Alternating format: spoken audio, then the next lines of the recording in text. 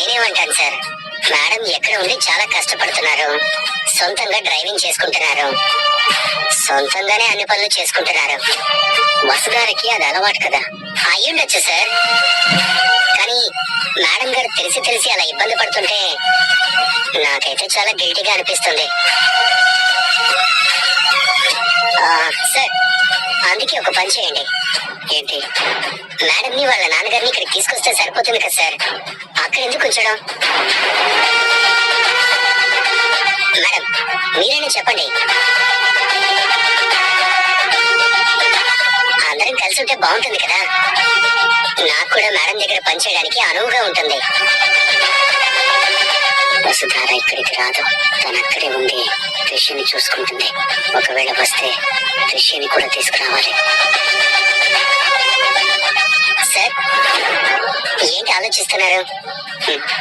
సర్లే, వస్తారతో చెప్పి చూస్తాం. తను వస్తానంటే మాకు కూడా సంతోషమే కదా. తను ఓకే అంటే ఖచ్చితంగా తీసుకొద్దాం. ఓకే అనకపోయినా ఓకే అనేలా ఒప్పించండి సార్. సర్లే చూద్దాం. మేడం ఉంటేనే నాకు ఏదో ఒక పని ఉంటుంది సార్. ఇదిగో, పని లేదని ఫీల్ అవుతున్నావు కదా, వెళ్ళి కార్లో డీజిల్ ఫుల్ ట్యాంక్ చేయించి తీసుకురా.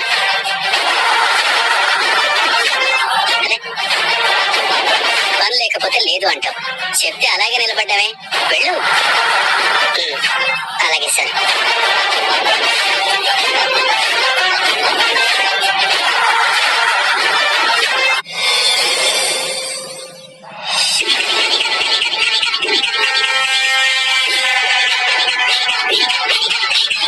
వాళ్ళిద్దరు తప్పితే ఇంట్లో ఎవరు లేదు సార్. ఫోటోలో నా పయ్య రిషి అంటే అసలు బిడ్డని మేము వీడెక్కడా చూడలేదు. వైద్యం కోసం వచ్చిన వాడివి, నీ పని నువ్వు చూసుకుని వెళ్ళిపోక మరి రిషి సార్ గురించి ఎందుకు అడుగుతున్నావు? రిషి నా మనుషుల నుంచి తప్పించుకున్న తర్వాత కూడా ఇంకా ఎక్కడున్నాడో తెలియటం లేదంటే ఖచ్చితంగా వసుధార దగ్గరే ఉండి ఉంటాడు. అందులోనూ ఇప్పుడు వసుధార ప్రవర్తన చూస్తుంటే తన దగ్గరే సేఫ్ గా ఉన్నాడని అర్థం అవుతోంది.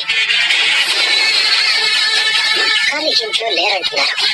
నేను ఆల్రెడీ కళ్ళారా గుడిసెలో చూశాను కాబట్టి రిషి ఆ ముసలి వాళ్ళ దగ్గర లేడు. ఖచ్చితంగా రిషిని వసుధార వాళ్ళ నాన్నింట్లోనే పెట్టుంటుంది. కానీ నా మనుషుల కళ్ళు కప్పి రిషి అక్కడ లేడని నాటకాలు ఆడుతోంది. ఇంకా లాభం లేదు, డైరెక్ట్ గా నేనే రంగంలోకి దిగాలి. చక్రపాణి ఇంట్లో రిషి ఉన్నాడో లేదో అనే విషయం నేనే తెలుసుకోవాలి. కానీ ఎలా, ఏం చెయ్యాలి, ఏం చేస్తే ఆ విషయం నాకు తెలుస్తుంది?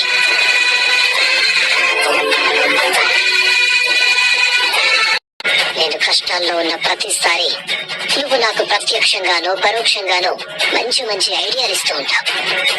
ఇప్పుడు నేను ఆడబోయే ఆటలో నువ్వే నా పాము. వాడు దొరికాడా? ఏనేంటి అంత ఎక్సైట్ అవుతున్నారు? ఎవరి గురించి మాట్లాడుతున్నారు? మీరు చెప్తుంది నిజమేనా? వాడు ఖచ్చితంగా రిషినేనా?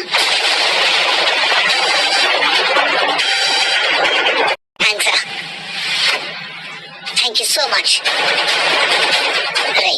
ఇంటి వరకు వాడు దొరికినట్టు దొరికి చాలా సార్లు మిస్ అయ్యాడు. ఈసారి మాత్రం అలా జరగడానికి వీల్లేదు. ఇంతకీ ఇప్పుడు మీరు సరిగ్గా ఎక్కడున్నారు? మీ దగ్గర వారిపోతాను, వాడు అక్కడే ఉంచండి. వల్ల నాకు చాలా ప్రాబ్లం అవుతోంది. చెట్టి పరిస్థితుల్లో వాడికి ఈ రోజు భూమి మీద నూకలు చెల్లిపోవాల్సింది. మీరు వాడిని ఏం చేయగలరా? నేనే స్వయంగా నా చేతులతో వాడిని చంపాలి. నా పగ తీరుతుంది, నా మనసుకు ప్రశాంతంగా ఉంటుంది. కేర్ఫుల్ గా ఉండండి. ఇప్పుడే బయలుదేరుతున్నాను. చంపేస్తాడా? వీడు మూర్ఖుడు, అన్నంత పని చేసినా చేస్తాడు. ఇప్పుడెలా? ఏం చేయాలి? ఎలాగైనా సరే రిషిని కాపాడాలి. నాకేం అంత చిక్కట్లేదు మహేంద్ర. వాడు మనకి పరిచయం దగ్గర నుంచి ఇప్పటి వరకు వాడు చేసిన పనులన్నీ అనుమానాస్పదంగానే ఉన్నాయి. తను మమ్మల్ని ఫస్ట్ టైం సేవ్ చేసినప్పుడు కూడా ఎక్కడి నుంచి వచ్చాడో ఎలా వచ్చాడో మాకు తెలీదు. సడన్ గా వచ్చి ఆ రౌడీలను చితకబాది మమ్మల్ని కాపాడాడు. మీకే విధంగా అయితే రోడ్డు మీద పరిచయం అయ్యాడో నాకు అలాగే రోడ్డు మీద కనిపించాడు. చేతల విషయంలో గాని డబ్బు విషయంలో గాని అందరిలో ఉండడు. తను ఒకటి నమ్ముతుంటాడు, అదే ఫాలో అవుతూ ఉంటాడు. కానీ మొన్న వస్తారా వాళ్ళ ఇంటికి వెళ్ళడమే నాకు షాకింగ్ గా అనిపించింది.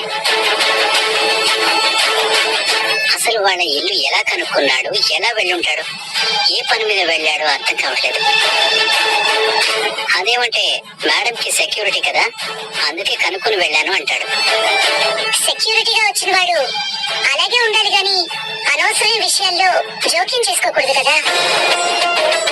వసుధారతో విచిత్రంగా ప్రవర్తించడం, ఇంట్లో ఎవరు ఉన్నారని వసుధార చెప్పినా ఆగకుండా వినకుండా వెళ్ళడం, ఇవన్నీ చూస్తుంటే తను శైలేంద్ర మనిషి ఏమో అనిపిస్తోంది. పక్కా ప్లాన్ తోనే మనకి పరిచయమై పక్కా ప్లాన్ తోనే ఈ ఇంట్లో చేరాడనుకుంటా. ఇక్కడ చేరినంత మాత్రాన ఏం చేస్తాడేంటి? అలా లైట్ గా తీసుకోకూడదు మహేంద్ర. మనకి సంబంధించిన చిన్న ఇన్ఫర్మేషన్ అయినా మన శత్రువులకి చెప్తే చాలు కదా. అయితే ఇప్పుడు ఏం చేద్దాం అనుకుమా? తనని పనిలో నుంచి పీకేద్దామా? మనం తీసేసేదే ఉంది, తనే మానేస్తాను అంటున్నాడు కదా. తను వెళ్ళిపోతే వాడు ఎవరో ఏమోనని తెలుసుకోలేము. అన్ని ప్రశ్నలుగానే మిగిలిపోతాయి. అందుకే తనని ఇక్కడే ఉంచి మనం ఒక కన్నేసి ఉంచాలి. వాడు నిజంగా మన శత్రువు పంపించిన వాడే అయితే మన ఇన్ఫర్మేషన్ తను లీక్ చేయడం కాదు, అతని నుంచే మన ఇన్ఫర్మేషన్ రాబట్టాలి. మన శత్రువుల కదలికలు తెలుసుకోవాలి. అందుకే ఇప్పుడప్పుడే వాడిని పీకి పారేయకుండా కొన్నాళ్ళు ఇక్కడే ఉంచు.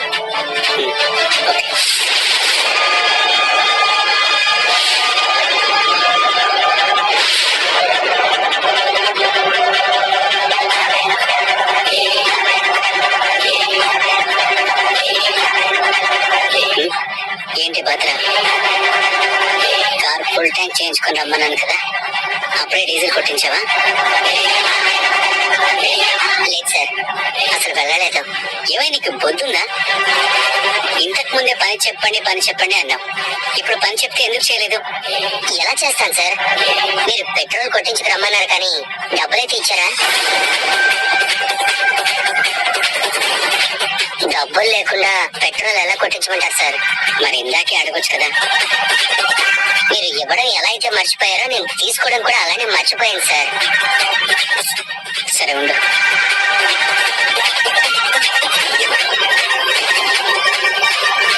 ఇదిగో వెళ్ళు. Sir pin number? పిన్ అక్కర్లేదులే, స్వైప్ చేసి పే చేయొచ్చు. అలాగే సార్.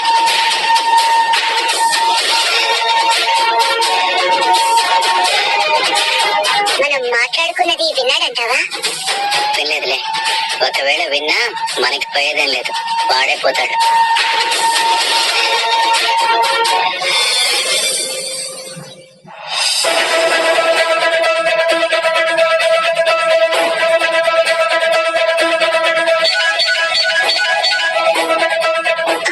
ఏంటి రాణి మేడం ఫోన్ చేస్తున్నారు?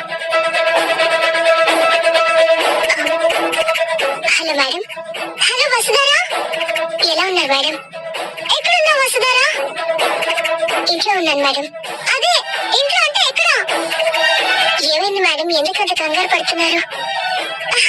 ముందు చెప్పు వసుధారా, నాకు కాళ్ళు చేతులు ఆడడం లేదు.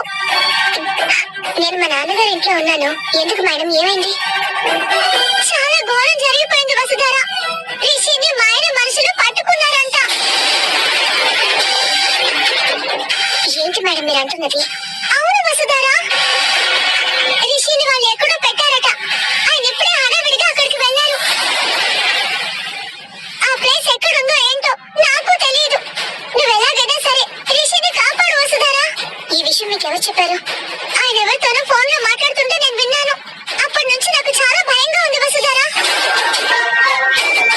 రిషి సార్ ఇంట్లోనే ఉన్నారు, కానీ ధరణి మేడం ముందు శైలేంద్ర అలా మాట్లాడాడంటే ఏదో ఉంది.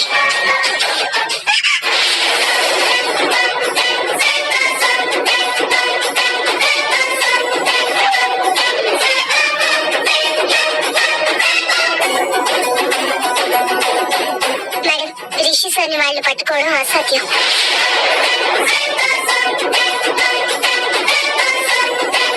నేను బ్రతికుండగా అలా ఎప్పుడు జరగదు. మీరేం కంగారు పడకండి మేడం, మీరు నాతో చెప్పారు కదా, ఇక నేను చూసుకుంటాను. అసలు వాళ్ళకి రిషి సార్